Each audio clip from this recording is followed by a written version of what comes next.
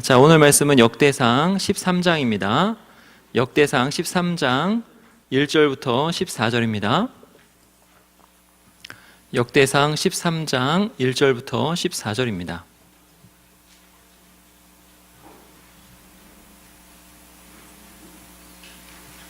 역대상 13장 1절부터 14절, 구약 성경 632쪽에 있습니다. 하나님의 말씀을 들으시기 바랍니다. 다윗이 천부장과 백부장 곧 모든 지휘관과 더불어 의논하고, 다윗이 이스라엘의 온 회중에게 이르되 만일 너희가 좋게 여기고 또 우리의 하나님 여호와께로 말미암았으면 우리가 이스라엘 온 땅에 남아있는 우리 형제와 또 초원이 딸린 성읍에 사는 제사장과 레위 사람에게 전령을 보내 그들을 우리에게로 모이게 하고 우리가 우리 하나님의 궤를 우리에게로 옮겨오자. 사울 때에는 우리가 궤 앞에서 묻지 아니하였느니라 하매 뭇 백성의 눈이 이 일을 좋게 여김으로 온 회중이 그대로 행하겠다 한지라. 이에 다윗이 애굽의 시홀 시내에서부터 하맛 어귀까지 온 이스라엘을 불러 모으고 기럇 여아림에서부터 하나님의 궤를 메어오고자 할세, 다윗이 온 이스라엘을 거느리고 바알라 곧 유다에 속한 기럇 여아림에 올라가서 여호와 하나님의 궤를 메어오려 하니 이는 여호와께서 두 그룹 사이에 계심으로 그러한 이름으로 일컬음을 받았더라. 하나님의 궤를 새 수레에 싣고 아비나답의 집에서 나오는데 우사와 아히오는 수레를 몰며 다윗과 이스라엘 온 무리는 하나님 앞에서 힘을 다하여 뛰놀며 노래하며 수금과 비파와 소고와 제금과 나팔로 연주하니라. 기돈의 타작마당에 이르러서는 소들이 뛰므로 우사가 손을 펴서 궤를 붙들었더니 우사가 손을 펴서 궤를 붙들므로 말미암아 여호와께서 진노하사 치심에 그가 거기 하나님 앞에서 죽으니라. 여호와께서 우사의 몸을 찢으셨으므로 다윗이 노하여 그곳을 베레스 우사라 부르니 그 이름이 오늘까지 이르니라. 그날에 다윗이 하나님을 두려워하여 이르되 내가 어떻게 하나님의 궤를 내 곳으로 오게 하리오 하고 다윗이 궤를 옮겨 자기가 있는 다윗성으로 메어 드리지 못하고 그 대신 가드 사람 오벳 에돔의 집으로 메어 가니라. 하나님의 궤가 오벳 에돔의 집에서 그의 가족과 함께 석 달을 있으니라. 여호와께서 오벳 에돔의 집과 그의 모든 소유에 복을 내리셨더라. 아멘. 우리는 지금 청년 2부 공동체의 비전을 계속 살펴보고 있습니다. 청년 2부의 비전은 거기 주보에 나오는 대로 지혜와 지식과 분별력이 있어서 공의와 정의와 정직을 삶터에서 이루는 청년을 키워 천국 통치를 실현하는 어머니 같은 공동체가 되는 것, 이게 청년 2부의 비전입니다. 그래서 여기서 우리는 잠언 1장 3절에서 나오는 공의와 정의와 정직, 이것을 살펴보고 있는 중이에요. 공의와 정의와 정직을 삶터에서 이룬다, 이 부분이 잠언 1장 3절에서 가져온 것이기 때문에 이 잠언 1장 3절에서 공의와 정의와 정직을 계속 살펴보고 있는 중입니다. 복습을 잠깐 해볼게요. 공의는 뭐라 했죠? 공의는 체데크라 이렇게 했는데 그 의미는 어떤 것을 그것에 마땅하게 대하는 것이라 그랬죠.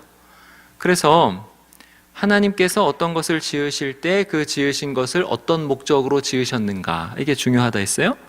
또 그것을 어떤 본질로 어떤 용도로 지으셨는가, 그래서 그것에 맞게 그대로 대하는 것이 공의라 그랬습니다. 그래서 하나님을 하나님으로 대해야 하고 사람을 사람으로 대해야 하고 모든 물건을 물건에 마땅하게 대해야 한다, 그것이 공의라 그랬어요. 생각나시죠? 네. 정의는 미슈파트라 그랬어요. 이 말은 공의에 따라서 어떤 일을 마땅하게 대한다라고 할 때,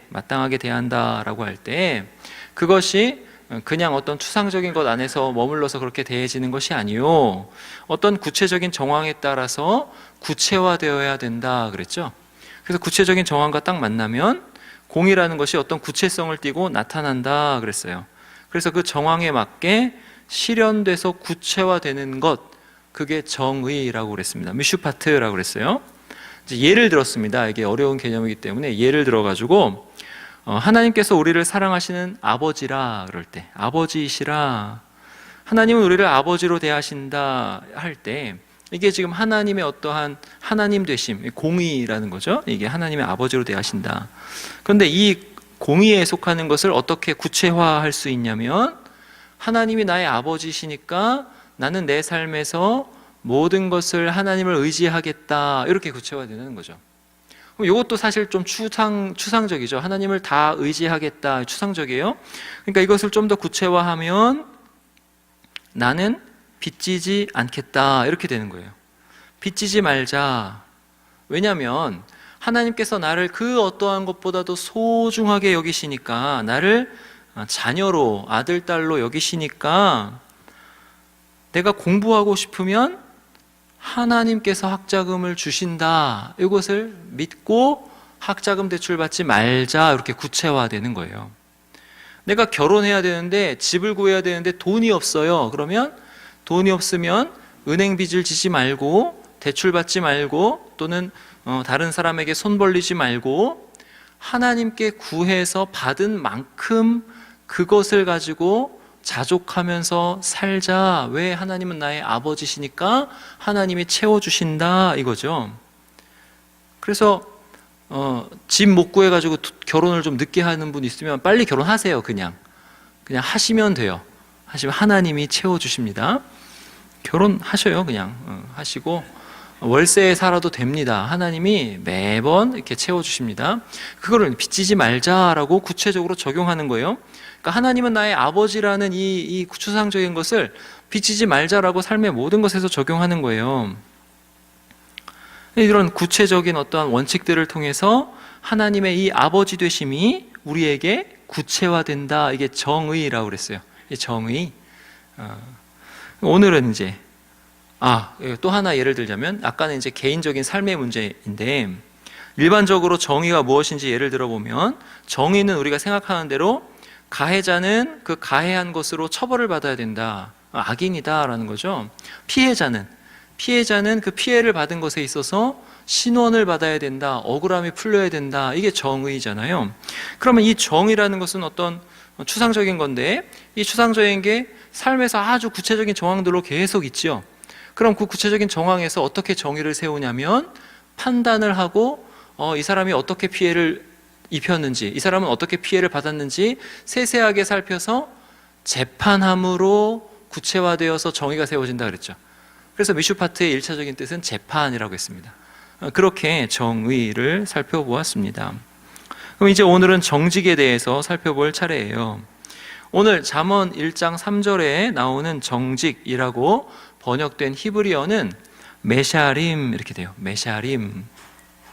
그래서 오늘은 이 메샤림이 무엇인지 살펴보고자 하는데, 이 메샤림은 정직이라는 뜻의 명사입니다.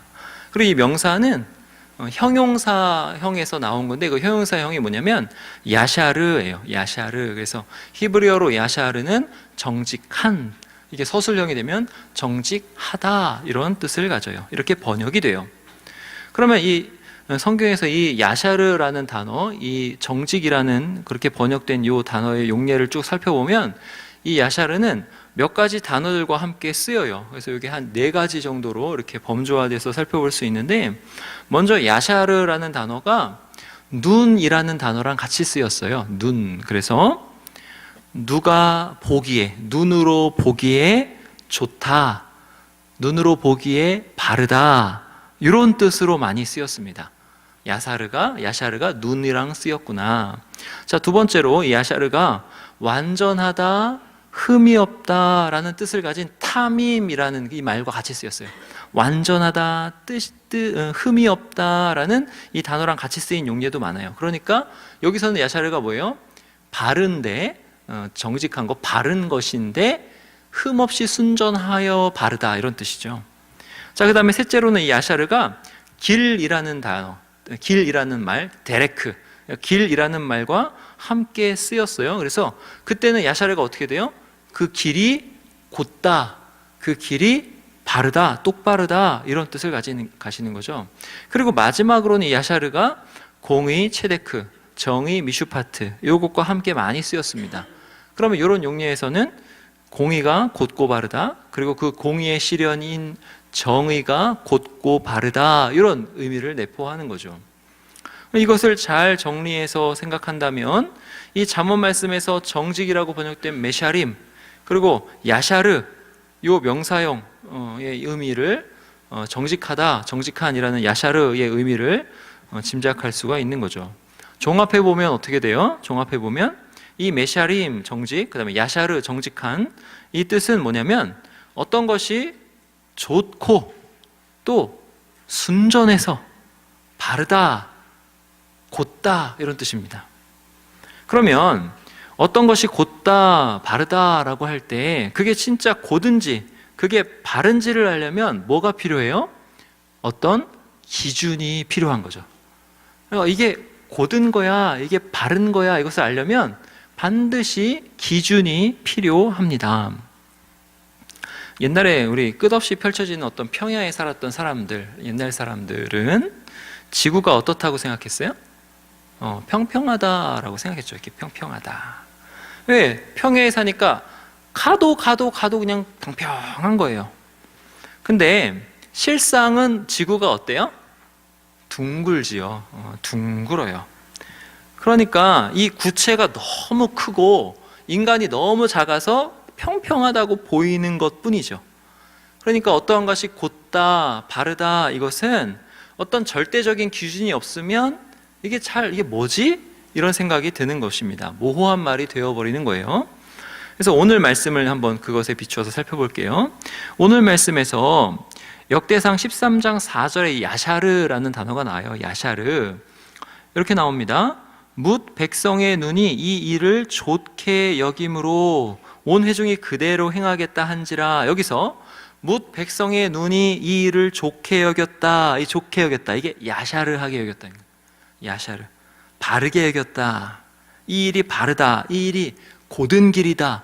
이 일이 바른 거다. 이렇게 여겼다는 거예요. 이 일이 곧고 바른 건데 뭐가 곧고 바른 거냐 했을 때는 하나님을 잘 섬기는 곧고 바른 거다, 이렇게 얘기하는 거예요. 3절 보세요. 오늘 말씀 3절. 우리가 우리 하나님의 궤를 우리에게로 옮겨오자 사올 때에는 우리가 궤 앞에서 묻지 아니하였느니라 하매. 자, 이 말에서 하나님은 멀리 계신 하나님이 아니야. 하나님은 당신님의 백성을 굉장히 사랑하시는 인격적인 하나님이시니 그 하나님께 가까이 가자. 가까이 가서 묻기도 하고 하나님의 응답을 듣기도 하는, 그게 하나님을 바르게 섬기는 거야. 이렇게 여겼다는 거죠. 하나님을 누구보다 가까이 하고 하나님을 의지해서 왕이 된 사람이 다윗이잖아요. 다윗을 이 사람들이 본 거예요. 그리고 이 다윗을 통해서 하나님이 얼마나 그 백성들을 사랑하시는지를 본 거죠. 그래서 그 나라가 안정된 것을 보았어요. 보고 이제 경험하고 나니까 하나님이 우리를 정말 사랑하시는구나. 하나님이 자기 백성을 정말 사랑하시는구나. 이걸 깨달은 거죠. 이걸 깨닫고 나니까 저기 하나님의 임재하는 곳이라고 여겨지는 그 법궤가 저기 저렇게 우리랑 멀리 있다는 거죠. 그래서는 안 되겠다. 내가 하나님을 정말 가까이 하자. 왜? 하나님 우리를 사랑하시는 우리 아버지 하나님 아니냐. 하나님 가까이 하자. 그래서 하나님께 가까이 나아가 묻기도 하고 그 응답을 듣기도 하자. 이게 옳은 거야. 이게 곧은 거야. 이게 바른 거야. 이렇게 여겼다는 거죠. 이게 바로 뭇 백성의 눈에 그 일을 좋게 여겼다. 야샤르, 이 뜻입니다. 이들 판단은 어때요? 틀렸습니까? 맞았습니까? 맞았지요. 정확했어요. 하나님은 당신님의 백성을 사랑하시는 분 맞죠? 맞아요. 그래서 하나님의 백성은 하나님께로부터 멀어져야 돼요? 가까워져야 돼요? 가까워져야 되죠. 가까이 가서 묻고 하나님이 뭐라 말씀하시는가 듣고 그래야 됩니다. 그리고 이들의 이 동기가 어때요? 동기가 하나님을 잘 섬겨야 되겠다라고 하는 아주 좋은 동기, 아주 그 영적인 동기를 가지고 있는 거예요. 하나님에 대해서 열심히 있는 거예요. 열심히. 이렇게 하나님에 대해서 가장 열렬하게 열심을 내고 있는 사람은 누구예요? 바로 다윗이죠. 다윗을 필두로 해서 모든 백성이 다 하나님을 향해서 열심히 있었습니다. 아주 좋은 마음이 있었어요. 옳은 마음이 있었어요. 근데 이 일의 결론이 어떻게 났어요? 결론이 이 일이 성공합니까? 실패합니까? 하나님께 열심히 있어요. 하나님 잘 섬기고자 해요. 하나님을 가까이 하고자 하는 마음이 있어요. 근데 이것을 실행할 때에도 굉장히 정성스럽게 힘을 다하여 그렇게 실행합니다. 세수례를 준비하고 다윗과 온 이스라엘은 하나님 앞에서 힘을 다해서 온몸으로, 아까 몸으로 찬양했던 것처럼 온몸으로 그렇게 찬양을 하고 수금과 비파와 소고와 재금과 나팔로 웅장하게, 굉장히 웅장하게 찬양을 드리면서 연주했어요.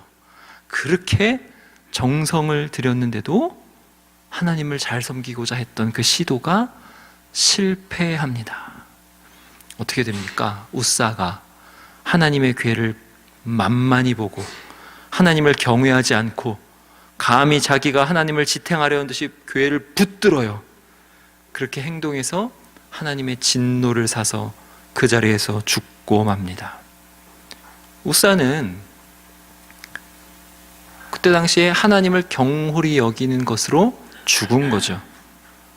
그래서 우리가 생각할 것은 이거예요. 뭐지? 이스라엘 백성들이나 다윗의 정성이 부족했는가? 그래서 우사가 죽었는가? 그게 아니라 하는 거죠. 우리가 이만한 정성을 들일 수 있습니까? 굉장히 어려운 정성이고 굉장히 어려운 힘을 다하는 거였는데 그렇게 했는데 우사가 죽었다.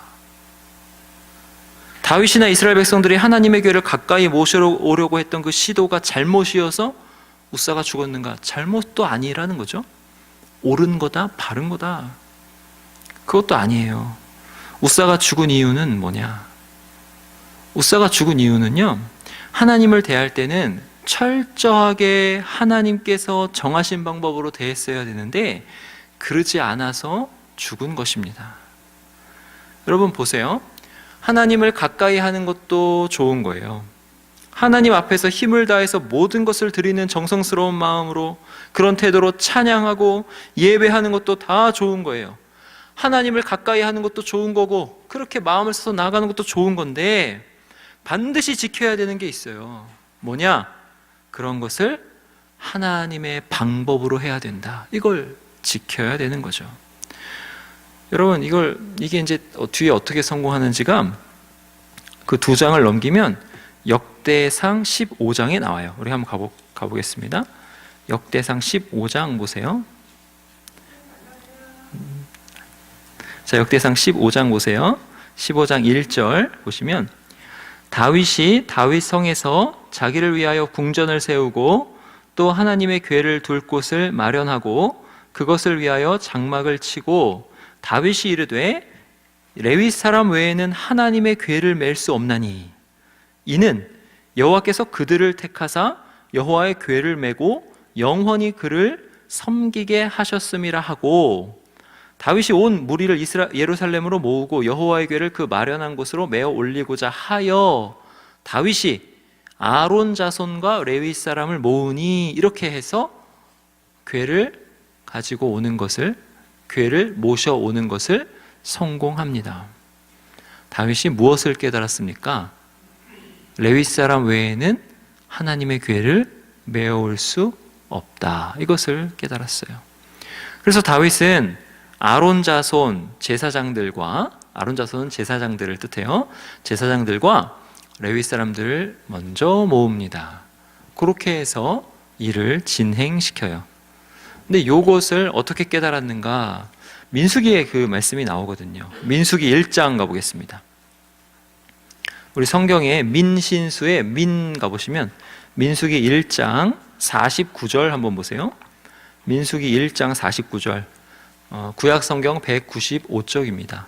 민수기 1장 49절, 거기 보시면 이렇게 나옵니다. 너는 레위 지파만은 계수하지 말며 그들을 이스라엘 자손 계수 중에 넣지 말고 그들에게 증거의 성막과 그 모든 기구와 그 모든 부속품을 관리하게 하라.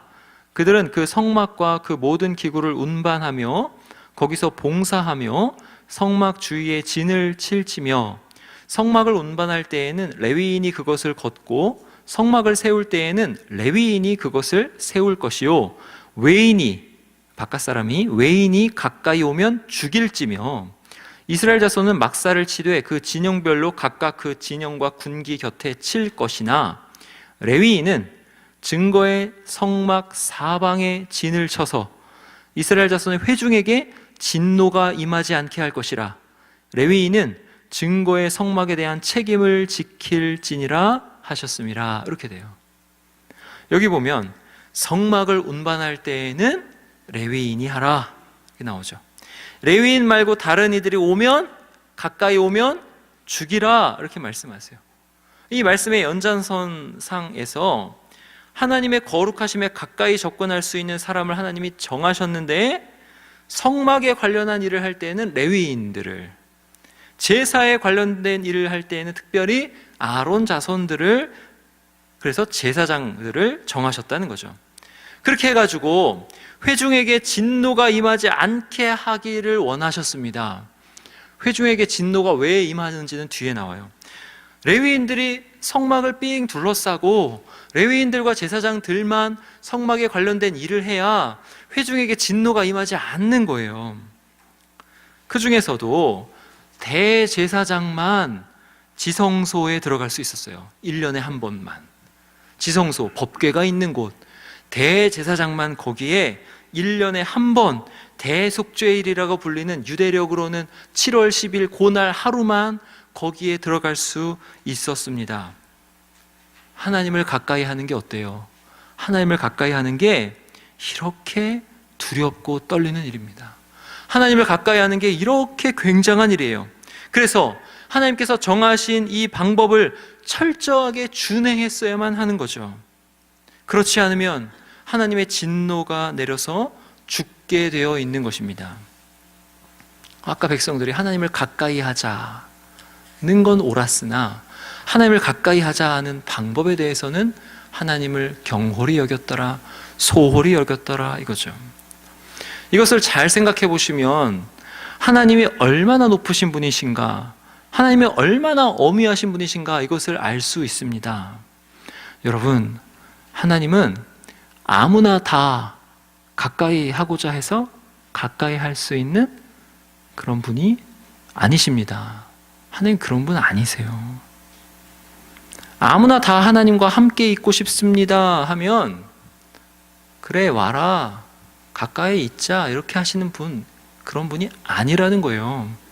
그냥 내가 가까이 하고 싶으면 가까이 가고 멀어지고 싶으면 멀어지고 이렇게 할 수 있는 분이 아닙니다. 하나님은 그런 분이 아니에요. 여러분 예전에 그 황정민이 스파이로 나온 영화 보셨죠? 한국 영화인데 그것도 많이 흥행이 된 것 같아요. 스파이, 황정민 나오고 이성민인가 나오고 공작이라는 영화. 한번 생각해 보세요. 공작.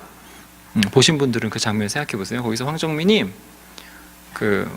이제 스파이인데 뭐 하여튼 의로운 일을 하려고 하는지 이성민이랑 같이 김정일 앞에 갑니다. 김정일 앞에 딱 가요. 근데 그 김정일의 등장 장면부터 굉장히 긴장감이 흐르기 시작합니다. 엄청 긴장돼요. 얼마나 이게 긴장이 되는지, 그리고 황정민이랑 이성민이 얼마나 그 긴장감을 잘 표현하는지 관객들도 굉장히 긴장합니다. 저도 긴장했어요. 왜 긴장했죠? 왜 긴장감이 여기까지 오죠? 말 한마디 잘못하면 어떻게 된다? 죽는다. 말 한마디 잘못하면 죽는다. 뭔가 일이 삐끗하면 다 죽는다. 이런 긴장감입니다. 근데 한번 떠올려 보세요. 생각해 보세요. 한낱 사람 앞에 가는 것도 이렇게 긴장이 되는데 하나님 앞에 가는 것이 얼마나 더 두렵고 떨리는 일이겠는가 생각해 보세요. 사람은 기껏해야 몸밖에 죽일 수 없는데 하나님은 그 몸과 영혼을 다 지옥에 영원히 멸하시고 벌하실 수 있으신데, 이런 하나님이신데 이런 하나님 앞에 가는 것이 얼마나 두렵고 떨리겠는가 하는 것입니다. 게다가 하나님께는 그 어떤 점이나 티도 용납이 안 되는 그런 거룩하신 하나님이라는 거죠. 그 어떠한 죄도, 그 어떠한 부족한 것도, 그 어떠한 연약한 것도 용납이 안 되는 분이에요. 레위기 21장 18절에서 21절에 보면 아무리 아론 자손이라도요, 흠이 있는 사람은 하나님께 가까이 가지 못한다 나와요. 이것은 하나님께서는 그 어떠한 점이나 티, 부족함을 하나도 용납할 수 없으신 영원하시고 무한히 어미로우신 거룩하신 분이시기 때문이라 이것입니다. 그걸 가르쳐 주는 거예요. 자, 이런 맥락에서 웃사가 왜 죽었는가 생각하시면 이해가 되실 것입니다. 여기서 우리가 중요하게 살펴보는 것은 정직이라는 거예요. 정직. 이 정직이라는 거, 이 야샤르라는 것이 사람의 수준에서도 야샤르가 있을 수 있는데, 사람의 수준에서의 이 정직이라는 것은 하나님께 절대로 받아들여질 수 없다는 것입니다. 다윗이 법궤를 궁궐 가까이로 모시려고 했을 때 그 다윗의 마음에 하나님을 향한 사랑, 그 하나님을 향한 열정, 그 하나님을 경외하는 마음이 절대 작지 않았음에도 불구하고, 굉장히 컸음에도 불구하고, 그리고 하나님을 가까이 모시려는 그 시도 자체가 굉장히 옳은 것이었음에도 불구하고, 충분히 바른 것, 충분히 야샤르 했음에도 불구하고 다윗은 그 일에 실패했다는 거죠. 그렇게 실패한 이유가 하나님께 가까이 나아갈 수 있는 사람은 레위인이라, 제사장이라, 그것을 충분히 고려하지 않았기 때문에, 그저 자기 열심으로 자기가 정직하다고, 자기가 야샤르 하다고, 바르다고 생각한 대로 나는 지금 선한 일을 하는 거야 라고 생각하면서 엄청난 정성과 힘으로 대하는데, 그게 그저 사람 수준의 것이었다, 자기 수준의 것이었다, 사람에게서 나온 그러한 것을 행했다라는 것입니다. 그래서 그 일이 사람이 보기에는 아주 옳고 선한 일이라도 무한히 어미하신 하나님께는 받아들여질 수 없는 것이었다, 이것입니다. 여기서 이제 우리는 성경적 정직, 성경에서 이야기하는 야샤르, 이게 어떠한 의미인지 이해할 수 있습니다. 성경에서 야샤르 쓸 때는 아까 정직이 눈이랑 연결돼서 많이 쓰인다고 그랬죠. 그러면 우리가 이루어야 되는 정직은 뭐냐 했을 때, 사람의 눈에 야샤르가 아니라 하나님의 눈에 야샤르인 거죠. 하나님의 눈에 정직이다, 바르다, 이게 바로 우리가 이루어야 되는 정직입니다. 그리고 이 야샤르가 길과 연결된다고 그랬어요. 길. 그러면 우리가 이루려는 정직은 하나님의 길, 하나님께서 뜻하신 바대로 하는 길, 하나님께로 가는 길, 거기로 인도하는 길, 그게 우리가 이루려고 하는 정직, 야샤르입니다. 또 야샤르가 흠이 없다라는 뜻의 탐임이랑 연결되어 있어요. 흠이 없다. 그럼 우리가 이루고자 하는 정직은 뭐예요? 하나님 앞에서 아무 점도 아무 흠도 없다고 여겨지는 바름, 그러한 정직, 그러한 야샤르라는 거죠. 여러분, 이것을 종합해서 살펴보고 생각해 봅시다. 그러면 누가 정직을 이룰 수 있습니까? 어느 누가 정직을 이룰 수 있어요? 이런 질문과 맞닥뜨리게 되는 거죠. 우리 청년 2부 비전, 공의와 정의와 정직을 3터에서 이루는 청년을 키운다, 이렇게 한 묶음으로 이렇게 묶여 있는데, 그것을 묶어 생각해 보면 하나님을 마땅하게 대하는 공의, 그 공의를 실제로 실현하는, 구체적으로 현실화하는 정의, 그리고 모든 방식에 있어서 흠이 없이 완전하게 바르게 행하는 정직을 과연 누가 이룰 수 있겠는가 하는 거죠. 그 답은 우리가 다 알다시피 한 분밖에 없습니다. 이것입니다. 누구? 우리 주 예수 그리스도 한 분밖에 없습니다. 이거예요. 예수 그리스도만이 하나님을 하나님으로 대하신 분이시라. 예수 그리스도만이 이웃을 자기 몸처럼 사랑하신 분이시라. 공의죠. 예수 그리스도만이 공의롭다. 예수 그리스도만이 하나님을 마땅하게 대하는 것, 이웃을 마땅하게 대하는 것을 실제 삶에 있어서 모든 삶의 정황에서 구체적으로 다 실현하신 분이다. 예수님의 삶이 완전히 의로우시고 십자가가 완전히 의로우시다. 정의죠. 예수 그리스도만이 그 모든 것을 수행함에 있어서 완전하고 흠이나 점이 없이 온전히 곱고 바르게 행하신 분이시다. 정직입니다. 이것을 알면 우리가 공의와 정의와 정직을 어떻게 삶터에서 이룰 수 있는가, 이것을 자연스럽게 알게 됩니다. 어떻게요? 어떻게 우리가 공의와 정의와 정직을 우리 삶터에서 이룰 수 있습니까? 바로 예수 그리스도만을 모든 측면에서 믿음으로, 예수 그리스도만을 모든 것에서 의지함으로 공의와 정의와 정직을 우리 삶터에서 이룰 수 있습니다. 그러면 이제 믿음이라 의지한다라고 할 때 이게 또 굉장히 큰 개념이에요. 그러면 무엇을 믿어야 되는가? 어떻게 의지해야 되는가? 이런 질문이랑 맞닥뜨리는 것입니다. 오늘은 그 핵심이 되는 것 한 가지를 살펴볼 건데, 그게 핵심이자 가장 중요한 거예요. 뭘 믿어야 하는가? 정말 가장 중요한 것입니다. 이 믿음이라고 할 때 그 믿음에서 핵심되는 것은 뭐냐면 바로 속죄에 대한 믿음입니다. 속죄에 대한 믿음. 이게 아주 중요합니다.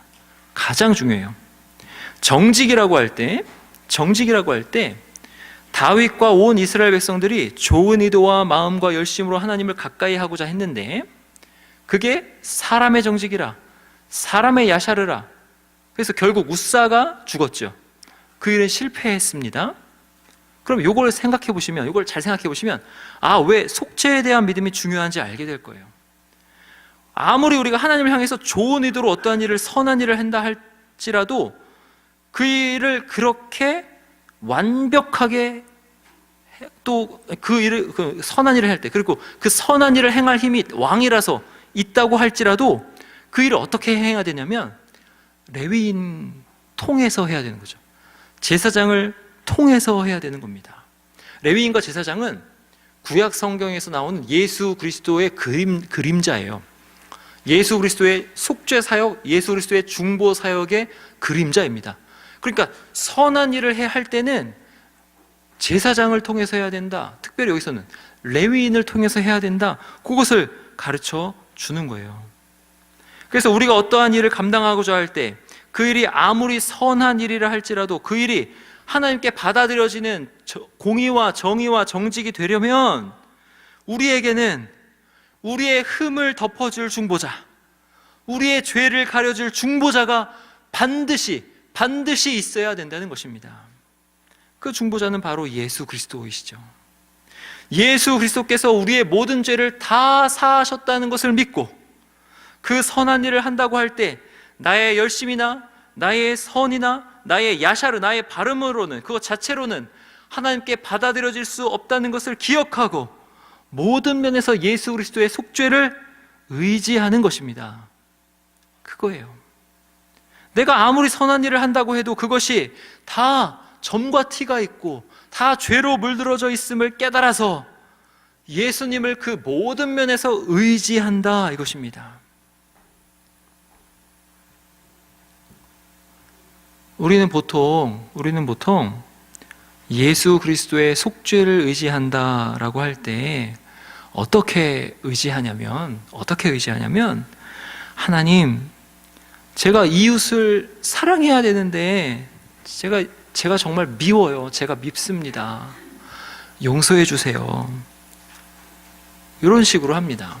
하나님, 제가 여자를 품고 음욕을 품었습니다. 용서해 주세요. 뭐 이래요. 하나님, 제가 부모님을 공경하고 그래야 되는데 공경하지 못하고 거역하고 불순종했습니다. 용서해 주세요. 이런 식으로 의지합니다. 내가 뭘 잘못한 걸 가지고 의지하는 거죠. 하나님, 제가 일주일 동안 잘 살았어야 되는데 잘 살지 못했습니다. 용서해 주세요. 라고 주일마다 이렇게 대표 기도할 때 기도합니다. 그런 식으로 의지하는 거죠. 물론 그렇게도 의지해야 됩니다. 잘못한 것을 하나님께 내어드리고 예수 그리스도를 의지해야 됩니다.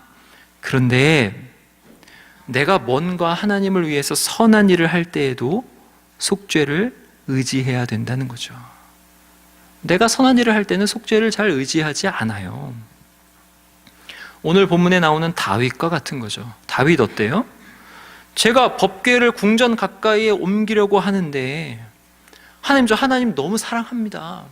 하나님이 선하신 줄도 알겠습니다. 하나님 우리를 사랑하시는 줄도 알겠습니다. 그래서 내가 이 법궤를 궁전 가까이에 옮기고자 하는데 이렇게까지 제가 하나님께 하는데 하나님 안 도와주시네요. 왜 우사를 죽이십니까? 베레스 우사를 찢으셨다 하면서 노하는 거죠. 다윗이. 왜 하나님 진노하세요? 따지는 것입니다. 그러면서 하나님의 두려우심이 나타나니까 그냥 두려움을 무섭다 하고 법궤를 그냥 오베데돔의 집에 두는 거예요. 자기가 하려는 선한 일, 내가 뭔가 선한 일을 할 때에는 그런 식으로 속죄를 의지하지 않고 하나님, 제가 선한 일을 합니다. 도와주세요. 이런 식으로 한다는 거죠. 왜 안 도와주세요? 이런 식으로 화를 낸다는 거죠. 근데 잘 생각해 보시면 이 다윗의 모습이 우리의 모습입니다. 우리는 뭔가 선한 것을 할 때는 예수님의 속죄를 잘 의지하지 않아요. 선한 일을 하니까 그 선한 거, 그 일 자체로 하나님께서 받아들여 주시겠구나 착각합니다. 그러나 속죄가 필요 없는 때는 없어요. 그 어떠한 선한 일이라 하더라도 하나님의 어미하심에 비추어 볼 때 다 죄로 물들어 있습니다. 점과 티가 수없이 많은 불완전한 일이에요. 아무리 우리가 보기에 선하고 아무리 우리가 보기에 야샤르 해도. 그래서 예수 그리스도의 속죄는 언제나 필요합니다. 죄를 지었을 때뿐만이 아니라 선한 일을 할 때에도 중보자가 반드시 필요하다는 거예요. 다윗의 경우에는 이 법궤를 옮길 때 중보자의 역할을 하는 아론 자손과 레위인이 반드시 필요했다는 거예요. 우리가 이것을 깊이 생각해 보아야 합니다.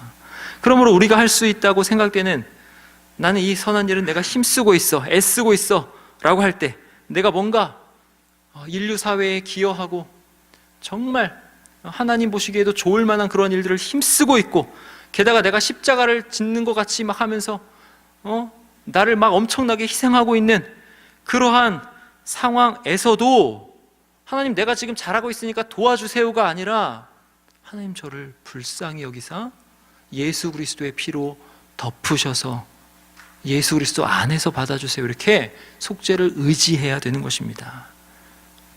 즉 공의와 정의와 정직을 이루는 것 같은 아주 어려운 일, 아주 선한 일을 우리 삶 속에 감당한다고 할 때 그 일을 어떻게 해야 되는가? 믿음으로, 예수님을 의지해서. 어떠한 믿음? 예수 그리스도의 속죄의 믿음, 속죄를 받았다는 믿음, 예수 그리스도만을 의지해야 된다는 그 믿음을 가지고 감당해야 된다, 이것입니다. 지난 시간에 이해를 돕기 위해서 어떤 원칙을 세우는 것을 말씀드렸어요. 원칙을 세우는 것을 정의와 연결시켜서 구체화를 설명하려고 말씀드렸습니다. 가령 빚지지 말라, 이런 원칙이 있어요. 빚지지 말자. 제가 세운 원칙입니다. 근데 이 원칙이 하나님의 하나님 되심이라는 공의를 어떻게 나의 삶에 구체화되는지 이것을 이제 설명을 했는데, 이것을 방금 말씀드린 정직과 연결해서 설명하자면, 내가 빚지지 말자 해서 이렇게 선한 정직을 이루자고 할 때 그 일을 내가 할 수 있습니까? 빚지지 않게 하신 분은 하나님이세요. 내가 빚지지 말자라는 원칙을 세울 수 있도록 깨닫게 하신 분도 하나님이세요. 또 그렇게 원칙이 지켜지게 하시는 분도 하나님이십니다. 불의의 사고를 당하거나 어떠한 어려움을 당하거나 빚질 상황을 저에게 마련해 주시 않기 때문에 이 원칙이 지켜지는 거예요.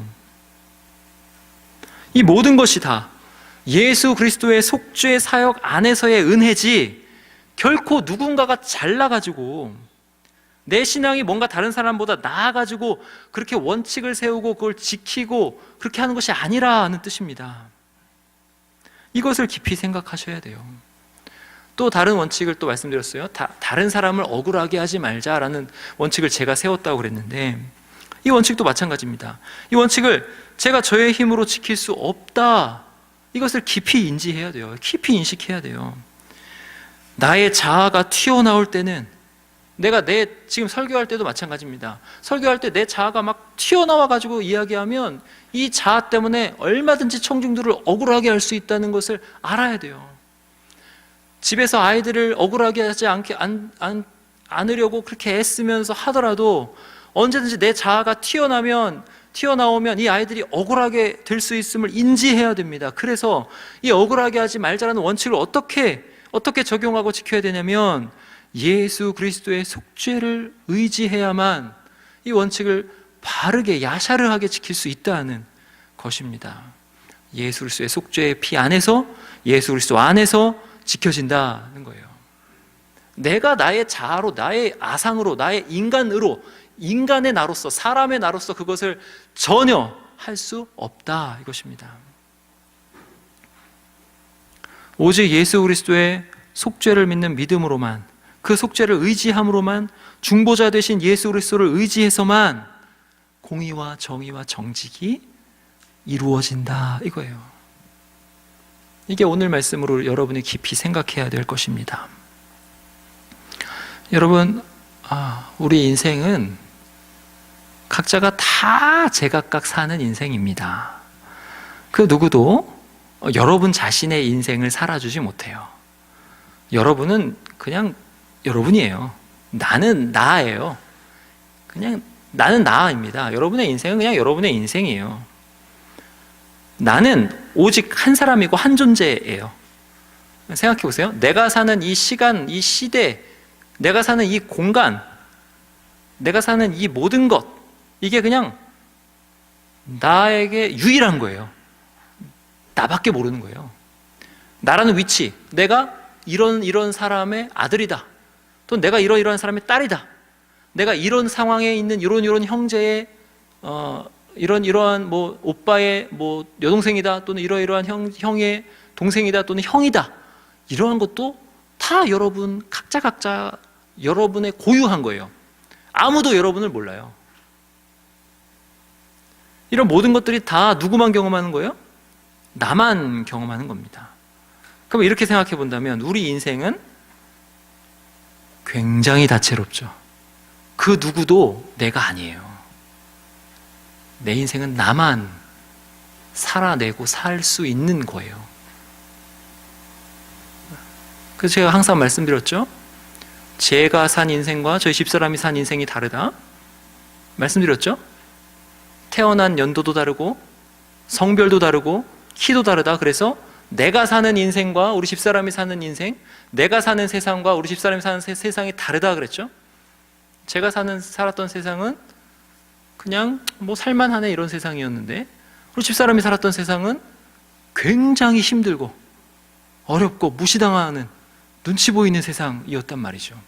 그냥 각자 인생과 그 삶이랑 뭐 신체 조건이나 뭐 남자인지 여자인가 다 다르기 때문에, 그러니까 우리가 우리의 인생을 살 때는 굉장히 다채로워요. 그냥 고유하고 하나밖에 없는 인생이에요. 그럼 이 다채로운 인생에서 다 제각각 그 상황에서 여러분이 여러분의 그 인생만이 이룰 수 있는 공의와 정의와 정직을 예수 그리스도 안에서 이룬다고 생각해 보세요.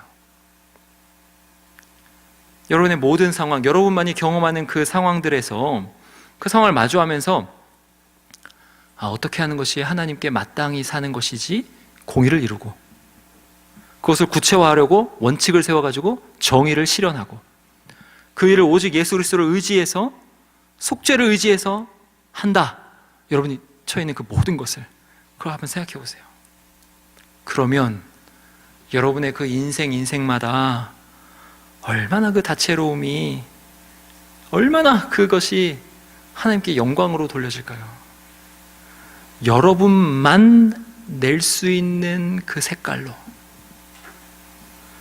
여러분만 낼 수 있는 그 형형색색의 그 아름다움으로 여러분의 인생이라는 예술작품이 하나님께 영광으로 돌려지는 거예요.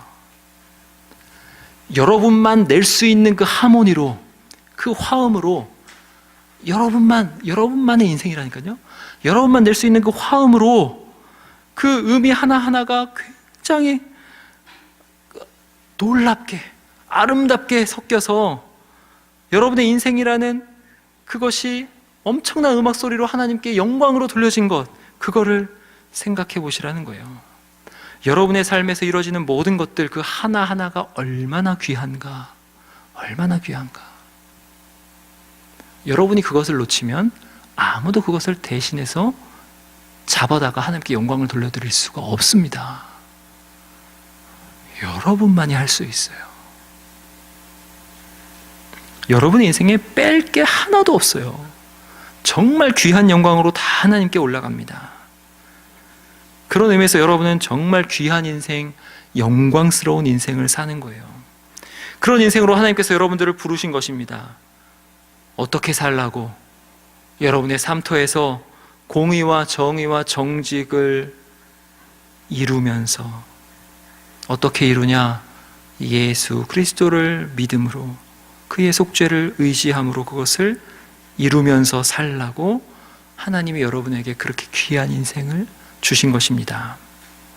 여러분의 그 모든 시간 공간에서 일어나는 여러분이 맞닥뜨리는 그 모든 것에 하나하나의 선택과 여러분의 몸짓이 다 하나님께 영광이 되도록 하나님께서 여러분을 그 자리에 두셔서 여러분을 부르신 것입니다. 이게 바로 우리가 믿는 거예요. 이게 바로 우리의 믿음입니다. 믿음이라는 게요, 단순히 예수 믿으면 천당 간다, 여기로 그치지 않습니다. 이것은 믿음을 좀 왜곡한 것입니다. 믿음이라는 것은 여러분의 삶에 전방위적으로 영향을 미치는 것입니다. 공의와 정의와 정직을 믿음으로밖에 이룰 수가 없는 것입니다. 내가 삶을 사는 방식, 내가 모든 것을 선택하는 방식, 내가 삶을 사는 의미와 목적, 내가 진로를 택하는 방식, 내가 어떤 직장에 어떻게 취업하는가의 취업하는 방식, 내가 누구를 만나서 어떻게 결혼하는가 결혼하는 방식, 내가 아이를 어떻게 키우는가 아이를 키우는 방식, 내가 어떠한 사람으로 늙어가는 것까지, 내가 어떠한 사람으로 죽을 것인가까지, 그게 다 믿음이 결정하는 겁니다. 그리고 그 믿음으로 우리는 공의와 정의와 정직을 여러분의 삶에 순간순간 다 이루라고, 그래서 엄청난 그 색감의 예술작품으로 하나님께 돌려지라고, 그 엄청난 그 심포니, 그 화음으로 하나님께 돌려지라고, 그렇게 여러분을 만드시고 부르시고 거기에 두신 것입니다. 그래서 우리는 모든 면에서 예수 그리스도의 중보사역, 속죄사역을 의지함으로 공의와 정의와 정직을 이루어 하나님께 영광을 돌리는 것입니다. 이것을 깊이 생각하시면서 공의와 정의와 정직을 여러분의 삶터에서 이루는 것이 무엇인지 깊이 생각해 보시기 바랍니다. 기도하시겠습니다. 하나님 아버지, 우리의 인생이 얼마나 영광스럽고 좋은 것인지, 나의 인생의 이 모든 시간들을, 나의 인생의 모든 사건들과 모든 상황들을 나밖에 아는 사람이 없고, 나밖에 이 모든 것들을 행할 수 있는 사람이 없음을 생각하옵나이다. 그렇게 생각했을 때에 이 인생을 어떻게 살 것인가 심히 고민되옵나이다. 하나님, 우리가 이 인생을 공의와 정의와 정직을 믿음으로 이루는 인생 되게, 그렇게 인생으로 살 수 있도록 인도하여 주옵소서. 하나님 아버지, 이 모든 것을 예수 그리스도의 속죄를 의지해서 어떠한 선한 일을 할 때에도 그 선한 일이 내가 할 수 있다고 생각하면서 뛰어드는 것이 아니라 예수 그리스도의 속죄를 의지하면서 공의와 정의와 정직을 이루는 선한 일에 뛰어들어 모든 선택, 모든 의사결정을 그렇게 믿음으로 행함으로 우리의 인생을 예술작품으로 하나님께 올려드릴 수 있도록 하나님께서 인도하여 주옵소서. 그 어떠한 그림보다 더 아름다운 그림으로, 그 어떠한 음악보다 더 아름다운 음악으로 하나님께 우리의 인생이 돌려질 것을 믿습니다. 하나님, 그렇게 되기 위해서 우리가 있는 처지에서 뒤로 물러나 침륜에 거하지 아니하고 믿음으로 예수 그리스도를 의지함으로 공의와 정의와 정직을 삶터에서 이루기를 깊이 생각하고 실천하는 우리 청년들이 다 될 수 있도록, 제가 될 수 있도록 인도하여 주옵소서. 감사드리고 주 예수 그리스도의 이름으로 기도하옵나이다. 아멘.